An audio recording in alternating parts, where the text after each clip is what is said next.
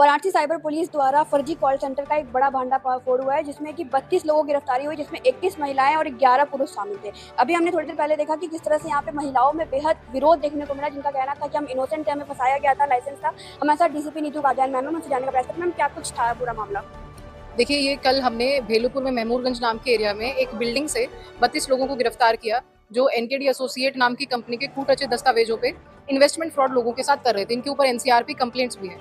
जो गिरफ्तारी हुई है 32 की, उनमें से 20 कुछ महिलाएं हैं। महिलाओं द्वारा ये कहा गया कि हमें जानकारी नहीं थी, लेकिन हमने पूरी इंक्वायरी और इन्वेस्टिगेशन की है तो महिलाओं के पास से लैपटॉप, लोगों का यूजर्स का बड़े नंबर में फ़ोन का डेटा और उसके बाद एक स्क्रिप्ट जो उनको पढ़नी थी ताकि लोगों को ये विश्वास हो जाए कि वो ट्रेडिंग की टिप्स दे रही हैं, एसआईपी की टिप्स दे रही हैं, जबकि किसी लड़की के पास किसी प्रकार की कोई डिग्री, डिप्लोमा या इस फील्ड से संबंधित कोई कॉम्पिटेंस नहीं है। हमने इनको यह भी बताया कि यह लाइसेंस इस कंपनी का झूठा है, जो उनके द्वारा वेरीफाई नहीं किया गया है, तो यह अपराध की श्रेणी में आता है। कैसे ये पूरा संचालित होता था? 1.25 करोड़ की लगभग बरामदगी भी हुई और क्या क्या चीज़ें बरामद हुई उसके बाद? देखिए, इनका सारा का सारा सामान, laptop, SIM card, debit card, credit card, network पूरा बरामद हुआ है और ये हम इसमें सारे के सारे इनका डेटा भी है और हमने मौके से इनको कॉलिंग करते हुए पकड़ा है। एनसीआरपी कंप्लेंट्स भी इनके ऊपर हैं, जिसमें एक पर्टिकुलर आदमी का तो जस्ट कुछ दिन पहले 8 लाख रुपए होल्ड भी है। इन सारी चीज़ों की इन लोगों को जानकारी है, लेकिन उसके बाद भी यदि लड़कियों द्वारा टेलीकॉलिंग की जाएगी, लोगों को प्रलोभन दिया जाएगा, तो साइबर फ्रॉड की श्रेणी में आता है। कब से संचालित हो रहा था और इसके झांसे में लोग कैसे आ जाते हैं?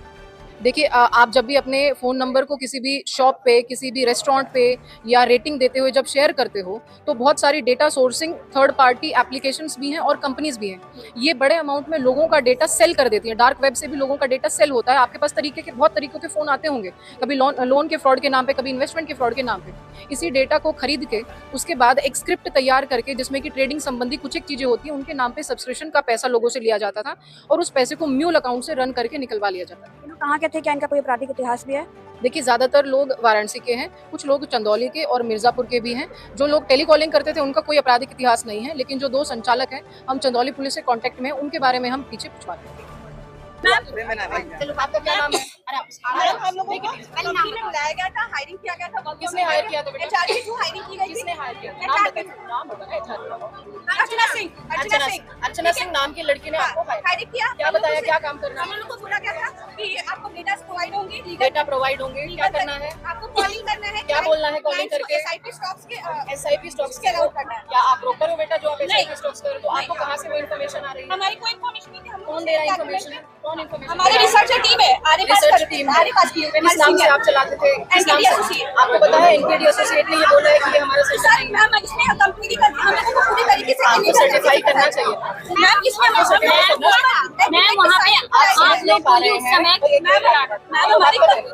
हर बात सुन रहे हैं।